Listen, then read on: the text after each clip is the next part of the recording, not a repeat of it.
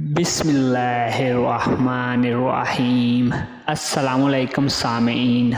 आज हम हज़रत इब्राहीम अलैहिस्सलाम के दौर में सितारों की परस्तिश के बारे में जानेंगे। अल्लाह ताला अरशाद फरमाते हैं सूरह अल-अनआम आयत नंबर 75 ता 83 तर्जमा। और हम इस तरह इब्राहीम को आसमान और ज़मीन के अजायबात दिखाने लगे ताकि वो खूब यकीन करने वालों में हो जाएं। जब रात ने इनको पर्दा तारीकी में ढांप लिया तो आसमान में एक सितारा नज़र पड़ा।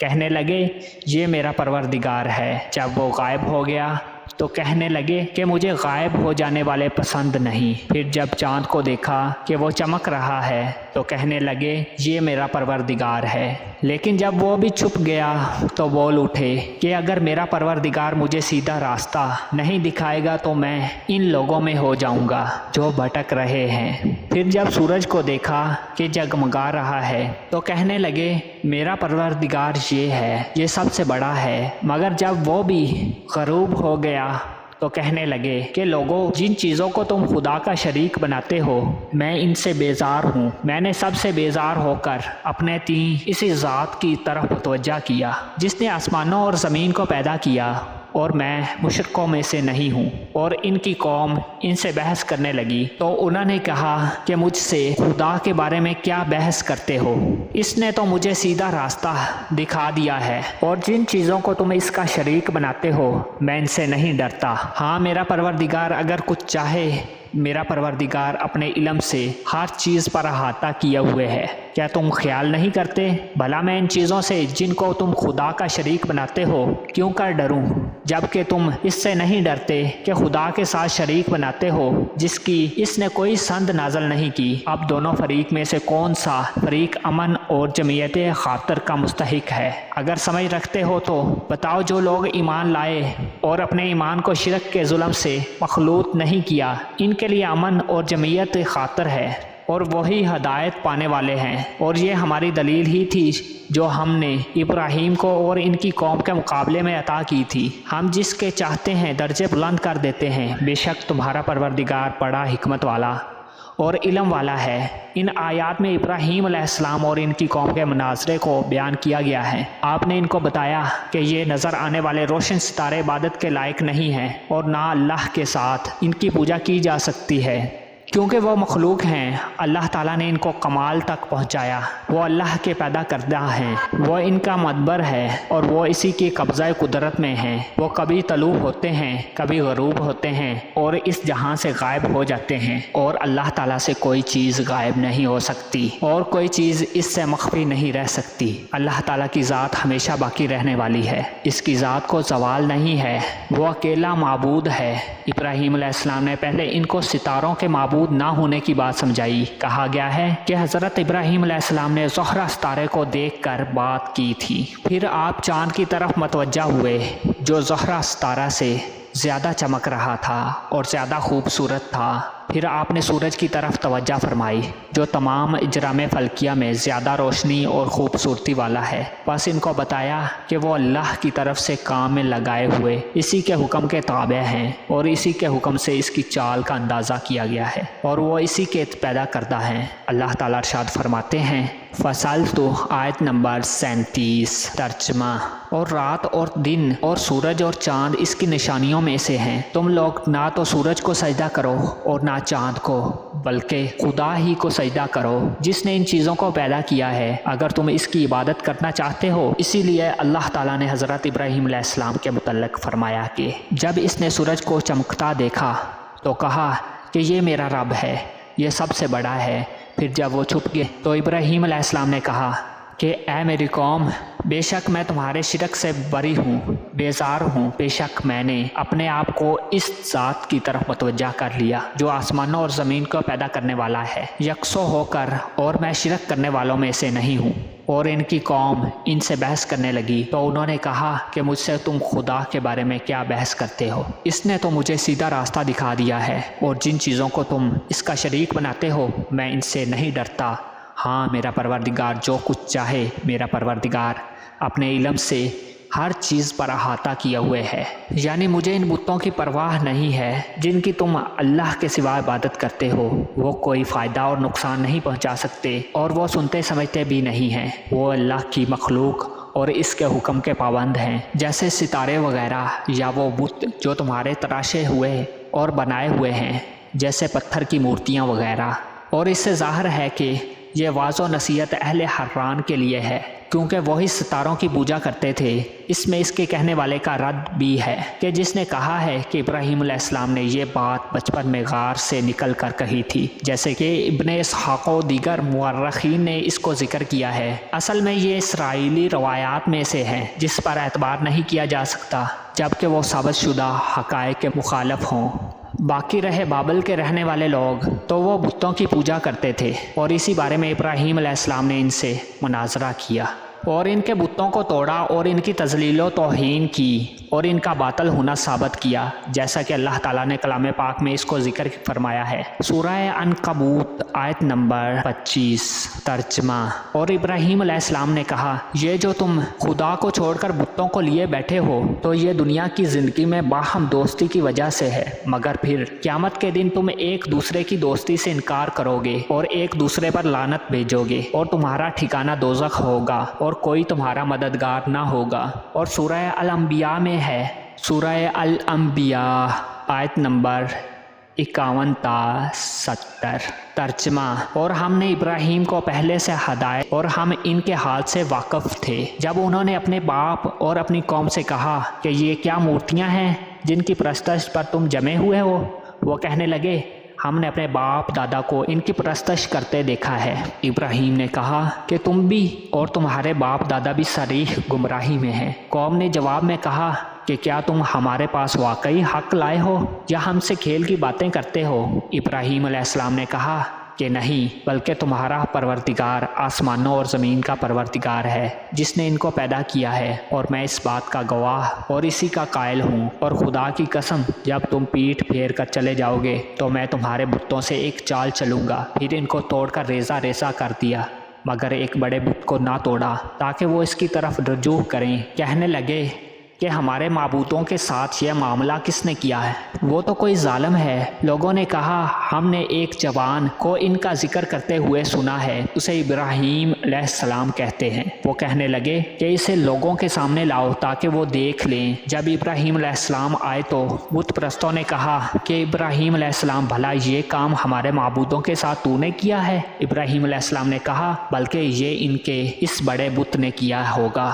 اگر یہ بولتے ہوں تو ان سے پوچھ لو۔ انہوں نے اپنے دل میں غور کیا تو آپس میں کہنے لگے، بے شک تم ہی بے انصاف ہو۔ پھر شرمندہ ہو کر سر نیچے کر لیا۔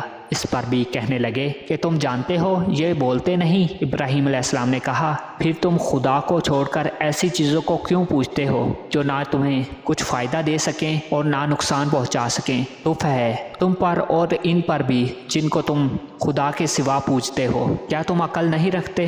تب وہ کہنے لگے کہ اگر تمہیں اس سے اپنے معبودوں کا انتقام لینا ہے اور کچھ کرنا ہے تو اس کو جلا دو اور اپنے معبودوں کی مدد کرو۔ ہم نے حکم دیا کہ اے آگ سرد ہو جا، اور ابراہیم علیہ السلام موجب سلامتی بن جا۔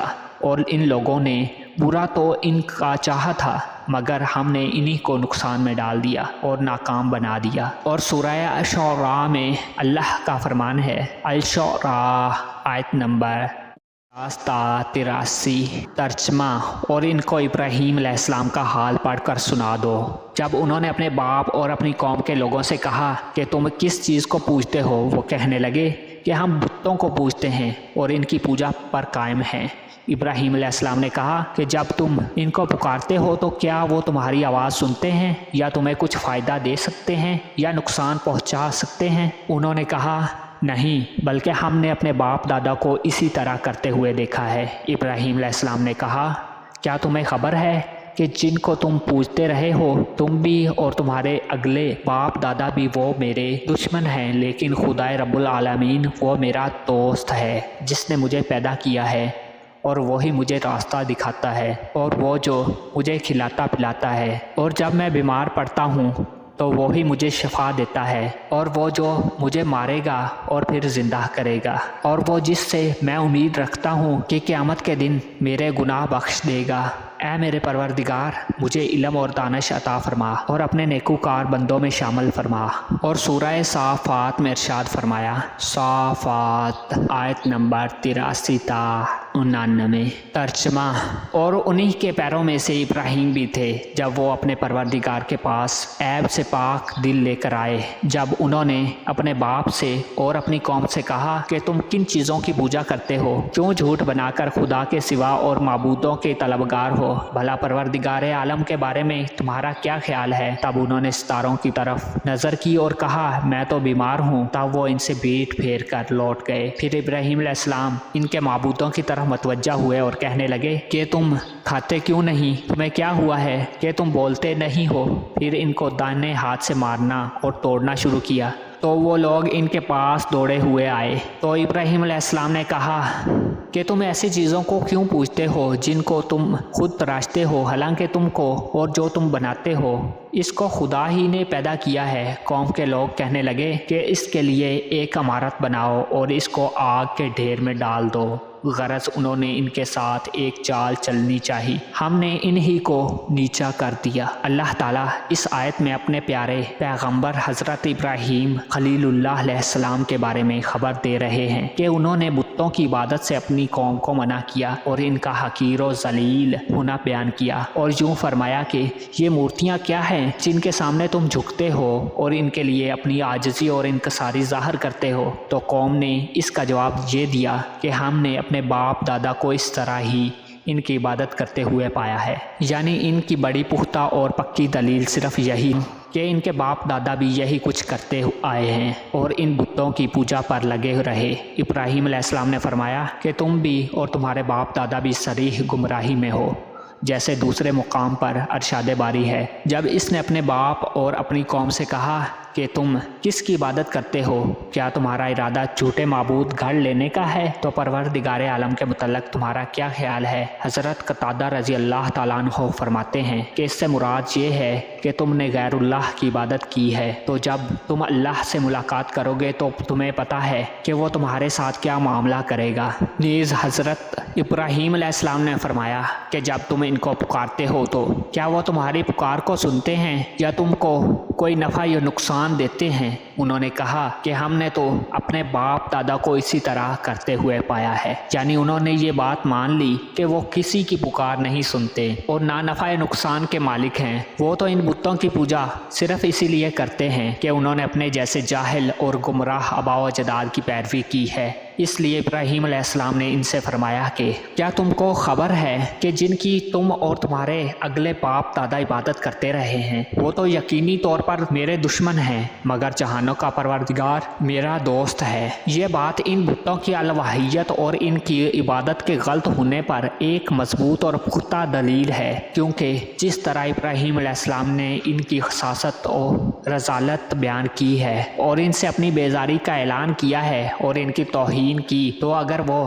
نفع و نقصان کے مالک ہوتے تو حضرت ابراہیم علیہ السلام کو نقصان پہنچا دیتے، اور اگر ان بتوں میں اثر انداز ہونے کی صلاحیت ہوتی تو ابراہیم علیہ السلام پر اثر کرتے۔ تو قوم نے کہا کہ کیا تو ہمارے پاس حق لایا ہے یا تو مذاق کرنے والوں میں سے ہے؟ ان کا مطلب یہ تھا جو باتیں آپ ہمارے معبودوں اور ہمارے آباء و اجداد کے بارے میں کہتے ہو اور ان کی توہین و تذلیل کرتے ہو اور طعن و تشنیع کرتے ہو، یا بات حقیقتاً یا کہ بطور مذاق ہے؟ اس کے جواب میں ابراہیم علیہ السلام نے فرمایا کہ بلکہ تمہارا رب آسمانوں اور زمین کا رب ہے جس نے ان کو پیدا کیا، اور میں بھی اس بات پر ایک گواہ ہوں۔ یعنی میں آپ سے اس بارے میں پکی اور سچی بات کہتا ہوں کہ تمہارا سچا معبود برحق صرف اور صرف اللہ ہے۔ وہ تمہارا اور ہر چیز کا رب ہے اور بغیر نمونے کے آسمان اور زمین کا پیدا کرنے والا ہے، اس کا کوئی شریک نہیں ہے، وہ اکیلا ہی عبادت کا حقدار ہے، اور میں بھی اس کی گواہی دیتا ہوں۔ اور سورہ الانبیاء میں اللہ تعالیٰ نے فرمایا کہ ابراہیم علیہ السلام अलैहिस्सलाम ने अपनी कौम से कहा कि अल्लाह की कसम मैं तुम्हारे बुतों के खिलाफ चाल चलूँगा जब तुम पीठ फेर कर चले जाओगे। यानी हज़रत इब्राहीम अलैहिस्सलाम ने अपनी कौम से एक कसम उठाकर कहा कि जब तुम सब अपने त्यौहार के मौके पर चले जाओगे तो मैं तुम्हारे माबूदों के खिलाफ एक खुफिया कार्रवाई करूँगा। इसके मुतल्लक कहा गया है कि ये बात उन्होंने अपने दिल में कही थी। इब्ने मसऊद फरमाते हैं कि कुछ लोगों ने ये बात सुन ली थी।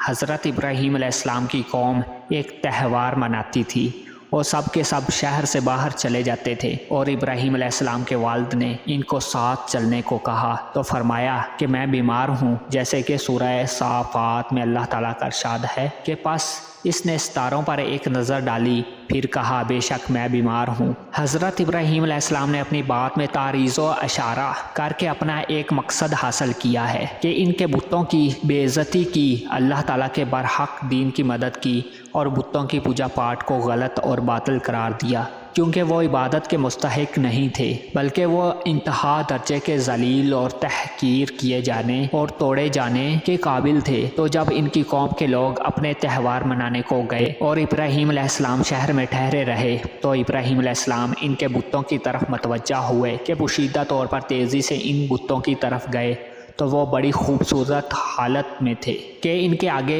बहुत से किस्मों किस्म के खाने इनकी तकरीब के लिए रखे हुए थे। तो आप इनकी तौहीन और मजाक के अंदाज में इनसे कहने लगे क्या तुम इनको खाते नहीं हो और तुम्हें क्या है कि तुम बोलते क्यों नहीं हो। बस दाएं हाथ से इनको मारने के लिए पल पड़े। सूरह साफ़ात। दाएं हाथ का जिक्र इसलिए किया कि वह पकड़ने में मजबूत और ताकतवर है और ज़्यादा कारगर होता है। फरमाया है फ़ाजा आलहुम जुज़ाज़न इल्ला कबीरन लहुम, इन तमाम को टुकड़े कर दिया मगर इनके बड़े को छोड़ दिया ताकि वो इसकी तरफ रजू करें। कहते हैं कि इब्राहीम अलैहिस्सलाम ने वो हथौड़ा बड़े बुत के हाथ में थमा दिया, गोया इनका इस बात की तरफ इशारा था कि इस बड़े को गैरत आ गई कि मेरे होते हुए भी इन छोटों की परस्तश हो रही है। जब वो लोग अपने त्यौहार से वापस आए और देखा कि इनके माबूदों का बहुत बुरा हशर हो गया है तो कहने लगे कि हमारे माबूदों के साथ ये हशर किसने किया है, बेशक वो बड़ा जालिम है। इस वाक़े में एक बड़ी खुली दलील थी। अगर वो अकल और समझ से काम लेते वो इस तरह के तोड़ फोड़ के अंदाज से इनकी खूबसूरत तवाज़ा की गई। अगर वो सही मैनी में माबूद बरहक होते तो ये हशर इनके साथ ना होता और वो इनको अपने आप से दूर रखते जिन्होंने इनको नुकसान पहुंचाया था। लेकिन इस कौम ने अपनी कम अकली, जहालत, गुमराही की वजह से कहा कि हमारे माबूदों के साथ ये काम किसने किया है, बेशक वो जालिमों में से है। आपकी कौम में से कुछ लोग कहने लगे कि हमने एक नौजवान को इन्हें गालियाँ देते सुना है, इसका नाम इब्राहीम है। यानी वो नौजवान इन पर ऐब लगाता और इनकी तौहीन करता था, वही इनको तोड़ने वाला और ये काम करने वाला है। हज़रत अब्दुल्ला बिन मसऊद रज़ी अल्लाह ताला अन्हु की राय के मुताबिक इसका मफ़हूम ये है कि हमने उसे ये कहते सुना है कि अल्लाह की कसम मैं तुम्हारे माबूदों के साथ खुफिया चाल चलूँगा जब तुम पीठ फेर कर चले जाओगे। अब इब्राहीम अलैहिस्सलाम की कौम के लोग कहने लगे कि इब्राहीम को लोगों की निगाहों के सामने लाओ ताकि वो भी देख सकें। यानी इब्राहीम अलैहिस्सलाम के लोगों के एक बड़े इज्तिमा में ले आओ ताकि वो इसका कलाम सुने और इस बात की गवाही दें और अपने खुदाओं पर नाज़िल शुदा अज़ाब का बदला ले सकें और इनकी मदद करें। और हज़रत इब्राहीम अलैहिस्सलाम का भी सबसे बड़ा मकसद यही था कि सब इकट्ठे हो जाएं ताकि वो बुतों के तमाम पुजारियों पर इनके बातिल होने की दलील और हुज्जत कायम कर दें। इसी तरह हज़रत मूसा अलैहिस्सलाम ने भी फ़िरऔन से कहा था कि तुम्हारे हमारे दरमियान मुकाबले का वादा और वक़्त ईद का दिन है और ये कि लोग सुबह के वक़्त इकट्ठे किए जाएँ। जब इब्राहीम अलैहिस्सलाम की कौम के लोग सब इकट्ठे हो गए और अपने प्रोग्राम के मुताबिक इब्राहीम अलैहिस्सलाम को ले आए तो कहने लगे ए इब्राहीम अलैहिस्सलाम ये काम तुमने किया है हमारे बुतों के साथ। तो फरमाया कि ये काम इनके इस बड़े ने किया है। बाद मुफस्सिरीन ने कहा है कि इसकी इस बात का मकसद ये है कि तुम्हारे इस बड़े बुत ने मुझे इस काम पर उभारा है। आपने तारीज़ व कनाया से काम लिया था, बस इससे पूछो अगर ये कलाम करते हैं। हज़रत इब्राहीम अलैहिस्सलाम का इस बात से मकसद ये था कि वो फ़ौरन कहें कि ये तो बात ही नहीं करते और इसी तरह वो इस बात का इकरार कर लें कि ये भी दूसरे जमादात और पत्थरों की तरह ठोस और बेहिस्सो हरकत ही है। फिर वो अपने दिलों में मान गए कि बेशक तुम ही जालिम हो, यानी वो अपने आप को मलामत करते हुए कहने लगे कि हम खुद ही जुल्म करने वाले हैं, यानी तुमने इनको निगरानी के बगैर छोड़कर जुल्म का काम किया है। फिर वो अपने सरों के बाल औंधे हो गए। सदी रहमतुल्लाह अलैह इसकी तफसीर में फरमाते हैं कि वो फिर अपनी सरकशी और कुफर की तरफ लौटे, फितने की तरफ लौटे।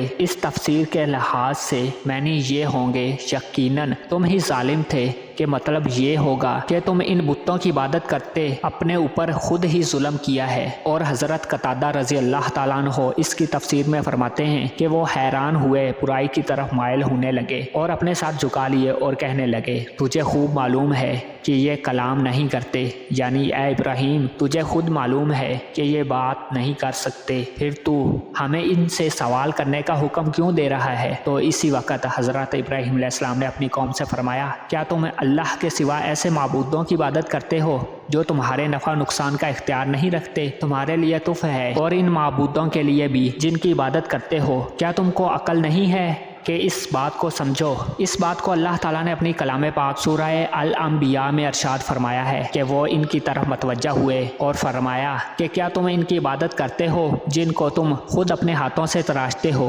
यानी बुतों और मूर्तियों की इबादत कैसे करते हो जिनको तुम खुद लकड़ी और पत्थर से तराशा और अपनी पसंद के मुताबिक इनकी शक्ल और सूरत बनाई, हालांकि तुमको और जिनको तुम बनाते हो कि अल्लाह ही ने पैदा किया है। इस जगह मा तामलून में माँ मसदरिया हो या अलजी के मैनी में हो, दोनों तरह इस कलाम का मफहूम व मकसूद ये है कि तुम भी और तुम्हारे बुत भी मखलूक हैं, तो अपनी जैसी मखलूक की इबादत कैसे करते हो? तुम इनकी इबादत करो या वो तुम्हारी इबादत करें, सब बराबर हैं और ये बातिल और बेकार है, बल्कि इबादत का मुस्तहिक सिर्फ अकेला अल्लाह ही है। जब बहस व मुनाजरे में लाजवाब हो गए और आजिज़ आ गए तो मुनाजरे और बहस से किनारा कर लिया और ताकत व कुव्वत के इस्तेमाल करने का तहैया कर लिया, क्योंकि वो अब इसके सिवा और क्या कर सकते थे कि दलील तो इसके पास थी ही नहीं और इनके अकीदे के बातिल और बेबुनियाद होने में कोई शुबा ना रहा। तो अल्लाह ताला ने इनको तज़लील व ख़वार कर दिया और अपने कलमा और दीन को बुलंद किया, जैसे कि सूरह अल अंबिया में अल्लाह ताला ने इसको बयान फरमाया है। सूरह अल अंबिया आयत नंबर 68 ta 70। तर्जमा कि इब्राहीम को आग में जला दो और इस तरह अपने बुतों और माबूदों की मदद करो। अगर कुछ करना चाहते हो तो ये करो। तो हमने अपने पैगंबर को बचाने के लिए आग को हुक्म दिया कि ए आग इब्राहीम पर सलामती और ठंडी हो जा। इस तरह हमने इनको इनकी चाल में नाकाम कर दिया। अपने इस प्रोग्राम के तहत अपनी ताकत के मुताबिक हर मुमकिन जगह से लकड़ियां ईंधन जमा करने लगे और एक मुद्दत तक इकट्ठी करते रहे, यहाँ तक कि अगर इनमें से इनकी कोई औरत बीमार होती तो वो अपनी शफा के लिए ये नज़र मानती कि अगर मैं तंदुरुस्त हो गई तो इब्राहीम अलैहिस्सलाम के जलाने के लिए लकड़ियां जमा कर लाऊंगी। फिर उन्होंने एक बहुत बड़ा गड्ढा तैयार किया और इसमें वो जमाशुदा ईंधन डाल दिया और आग लगा दी। आग भड़क उठी और इसके शोले शरारे बुलंद होने लगे। इतनी बड़ी आग कभी नहीं देखी थी। फिर उन्होंने इब्राहीम अलैहिस्सलाम को एक मंजनीक में बैठा दिया। इसको बनाने वाला हिजन नामी एक शख्स था और ये पहला आदमी था। इसको अल्लाह ताला ने ज़मीन में धंसा दिया और क़यामत के दिन तक ज़मीन में धंसता चला जाएगा। फिर वो लोग इब्राहीम अलैहिस्सलाम को मंजनीक में मजबूती से बांध रहे थे और इब्राहीम अलैहिस्सलाम की ज़बान मुबारक पर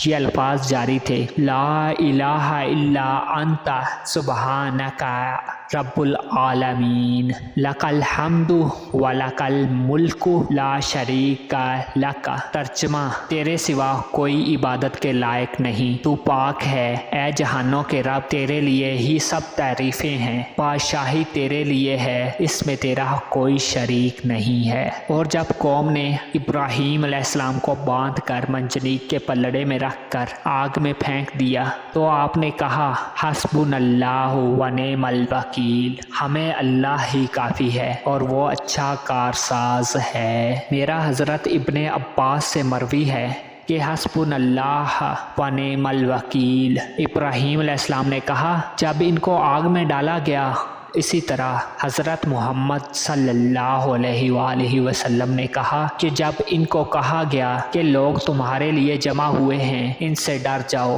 تو اس بات نے ان کا ایمان زیادہ کر دیا اور انہوں نے کہا حسبنا اللہ و نعم الوکیل، اللہ ہمیں کافی ہے اور وہ کار ساز ہے۔ پس وہ اللہ کی نعمت اور فضل کے ساتھ لوٹے، ان کو کچھ تکلیف نہ پہنچی۔ اور حضرت ابو ہریرہ رضی اللہ تعالیٰ عنہ سے روایت ہے کہ رسول اللہ صلی اللہ علیہ وآلہ وسلم نے فرمایا کہ جب حضرت ابراہیم علیہ السلام کو آگ میں ڈالا گیا تو انہوں نے کہا کہ اے اللہ، تو آسمان میں ایک ہے اور میں زمین میں اکیلا تیری عبادت کرتا ہوں۔ اور بعد متقدمین میں سے نقل کیا گیا ہے کہ حضرت جبرائیل علیہ السلام کھلی فضا میں حضرت ابراہیم علیہ السلام کے پاس تشریف لائے اور آ کر عرض کی، اے ابراہیم، کیا آپ کو کوئی ضرورت ہے؟ فرمایا کہ آپ سے مجھے کوئی ضرورت نہیں۔ حضرت ابن عباس رضی اللہ تعالیٰ عنہ اور سعید بن جبیر رضی اللہ تعالیٰ عنہ سے مروی ہے کہ وہ فرماتے ہیں کہ بارش والا فرشتہ کہنے لگ گیا کہ مجھے کب حکم ہو اور میں بارش برسا دوں، مگر اللہ کا حکم آگ کی طرف جلدی پہنچا۔ ہم نے کہا، اے آگ، ابراہیم علیہ السلام پر ٹھنڈی اور سلامتی والی بن جا۔